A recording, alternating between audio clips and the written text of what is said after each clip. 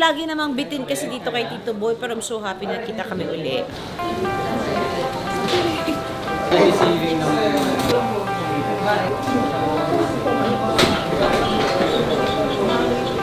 Walang dull moments with Tito Boy. It is always a special day with Tito Boy.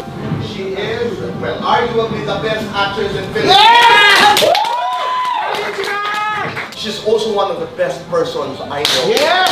I'm so happy. This day is so beautiful na kahit sandali, nakapag-usap kami ni Tito Boy. Malaking bagay yun para sa aming dalawa. At least kaming dalawa nagkakaintindihan. Ganun lang kami magmahala. Here are your trophies.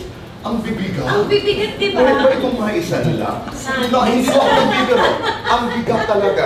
Eto talaga ang mabigat. Bawat taong umakyat sa entablado sa Porto, ang una nila sinasabi, it's heavy. Very heavy. Tinignan ko sila lang katabi nung pag-uwi namin ni Rai from Portugal. But hindi talaga siya nagsisink in sa akin. Na parang, akin itong mga to. Totoo na ito. Pininabaho ko sila.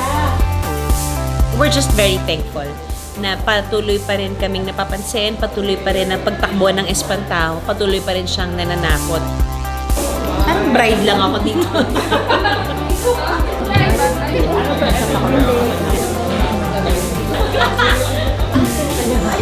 Ano daw feeling na kita tayo uli? Ay, Diyos ko, Panginoon. Palagi naman kami parang pag nagkikita, parang magkausap kami kahapon. Parang ang hirap maghiwalay. Lagi. Ang hirap, ang hirap. Napaka-ikli ng panahon. Yun ang feeling. Ako. Napaka-ikli ng panahon. Pero nag-uusap naman kami. Oo naman. May mga Oo naman. random calls naman kami. At hindi pwedeng kung kailangan talaga mag-usap na hindi mag-uusap. That's how it is. Yes. Salamat po!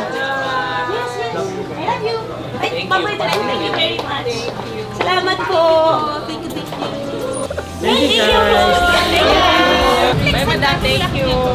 Bye-bye. Pero ano usapan? Wala. Bye, friend. Bye, Mike. Uwi na ako. Gusto akong dinner. I love you. I love you so much. It's a very special friendship. Salamat.